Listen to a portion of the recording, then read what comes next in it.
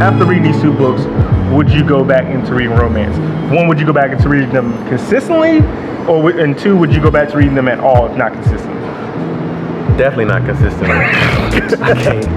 I can't. I was getting tired. I needed rest after some of them scenes. I needed a break.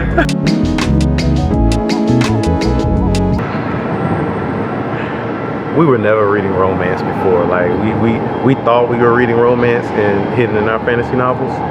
But if this is romance, we ain't never read romance before. Yeah, this is a little bit different. Y'all know what y'all was doing too, and y'all recommended us watch this. All them comments and stuff from y'all, we can't wait to see you. Can't wait to see. They set us up for the okie doke. All right, so this is our romance September wrap up. Yeah. Okay. Two books we read this month were Pensive and Take a Hint, Dani Brown. Yeah. Knocked them both out. We knocked them both out. So we're gonna first start off by talking about our experience with Take a Hint, Dani Brown by Talia Hibbert. All right, so Terry, step us through your experience with this book. Was it a Tyler Perry movie? It was not a Tyler Perry movie. You had Danica, very smart, intellectual, passionate about her work, and as far as romance, didn't really have time for that. She only needed other people in certain ways. You can see what I'm talking about. What kind of ways you talking about? Certain physical ways. That's the only reason she needed other people. She needed them physical capabilities. Physical capabilities. That's the only reason that she needed other people. She had a couple friends. She had her sisters, but that was it. What do you think about Zafir? So Zafir was complex enough for us where I was able to understand some of the layers that he was going through. Now, as we get through the book, we start to break down that, peel the layers of the onion and understand a little bit more about Zafir, which is cool. And the same thing with Dani. Like, we kind of understand why she's so work-driven and doesn't really want to deal with relationships. Right. We kind of unearthed some of her past issues, and I think that's one thing that I think we both agreed that Talia did a pretty good job. Yeah, is giving them some layered past. It brought more volume to the story that we were reading. Pro is that it was refreshing to read this book whenever I'm reading fantasy. It's a bunch of world building and a magic system that they have to lay out and all these different things that it takes a lot of time to build up to. For this one, you could hop right in. You understand the setting. You understand it's real world. These are just two people kind of finding their way throughout life and perhaps trying to start a relationship with people. So that was very relatable in that sense, and I enjoyed that part. Did you enjoy the plot? It was okay. The plot was alright. I felt it moved along at a decent pace and went certain ways that I thought it would go. Especially the end, I felt like I kind of could call how it was going to end, the conflict that would arise, and how it would be resolved. So I thought the plot was a little predictable for you. I thought it was decently predictable.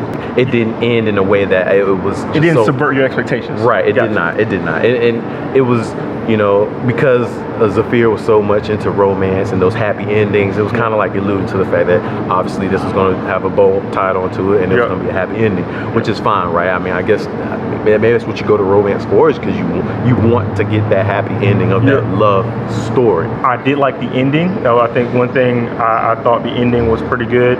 Like the ending, the certain things that were done at the end, I thought that was cute.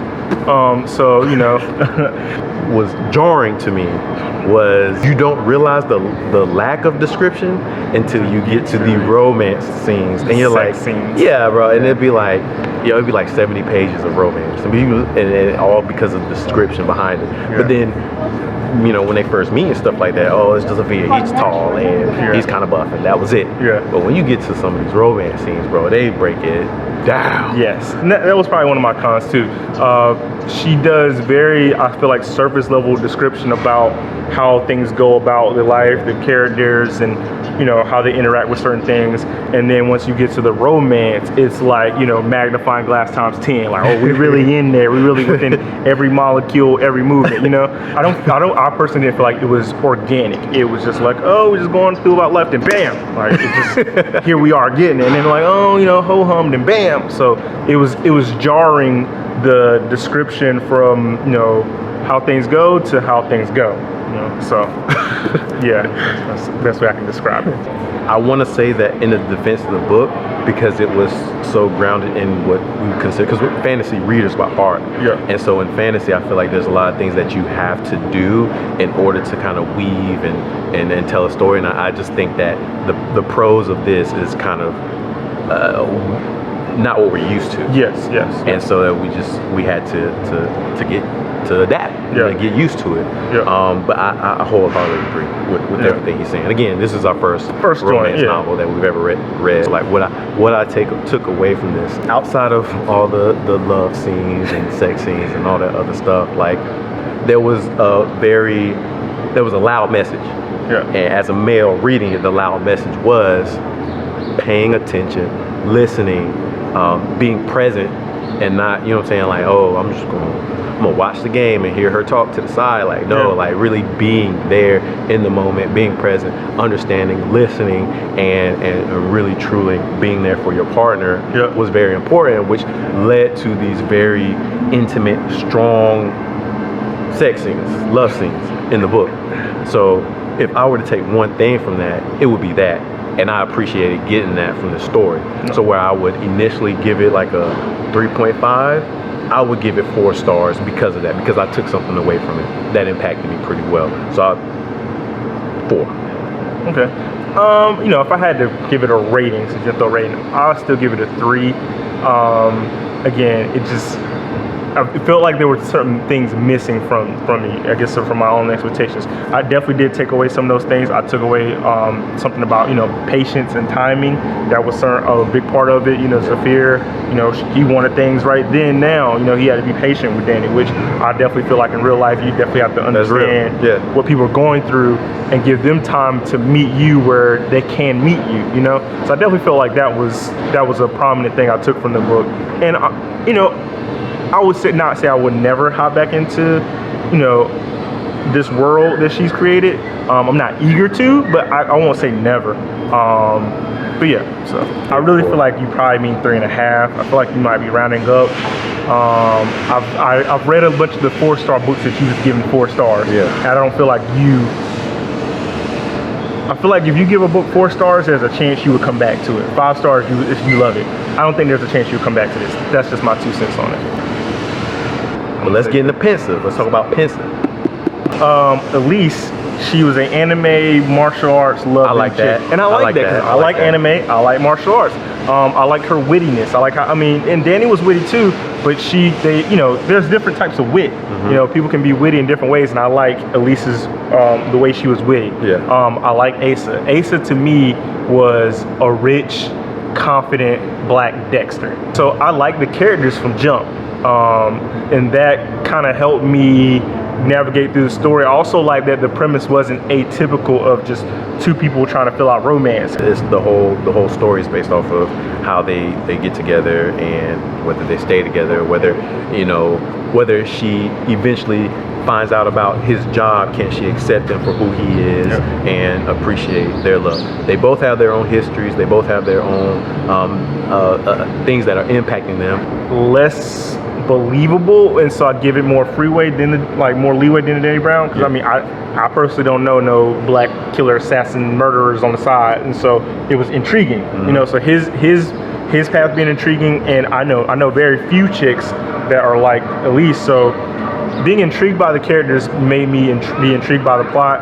I think the plot was heavy into the romance elements more than the Dani Brown. It was. So that was kind of like every 15 minutes the buzz was getting it in. Yes, and that's what I want to talk about. Yeah. So this one had like 10 plus every chapter romantic. At some point it was like every yes. So that was prevalent. Again, not a prune, not like ooh about it, but like I don't read a lot of books for that. So that I can't say that was a high point. I guess if I want to say a con, it was the repetitiveness of the romantic scenes in here. Like I don't think she definitely went OD on that. So,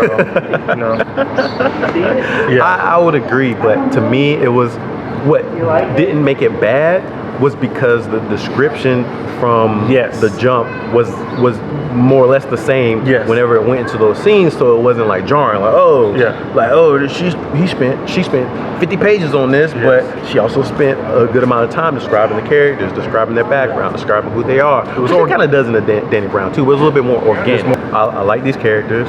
I thought they were cool. I enjoyed the story for the most part. Yeah.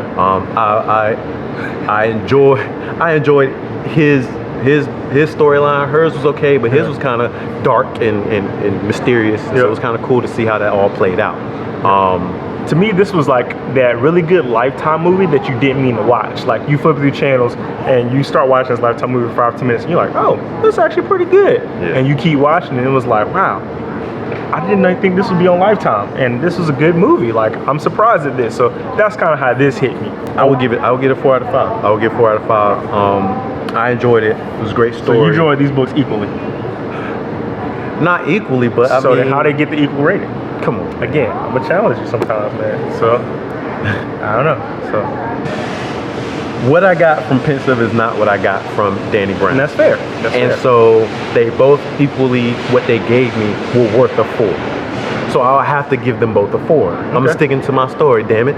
Okay. 4 out of 5. I respect you for doing that. 4 out of 5. They were definitely good switch ups. So I would definitely, I think I told Quincy as a palate cleanser. Like I would definitely use this as a palate cleanser. We knock out, 3 horror books, 4 or 5 fantasy books, and they're 800-900 pages. I might be like, all right, bro, let's pick up a couple 200-300 page, romance novels and palate cleanse and get something different. If I didn't have to give a star rating to anything and just say, will I reread something? I probably won't reread these 2 books. To be real, I probably won't. But they were good, and I would give them to somebody who really, really enjoyed it. Yes, and I'm thankful that we were introduced to them to experience. I was entertained. I was entertained too. So, but yeah, that's all we got now. Thank y'all for watching. If y'all want to see us read more romance, let us know about some of these different romance, these alien romance that Quincy's talking about. Yeah, if y'all made it this far into the video, drop a black heart at the bottom. Yo. Black heart. Yeah. So, but thank y'all. Please share this, like it, subscribe, and we will see y'all in the next one. And as always, we appreciate y'all. Thank you.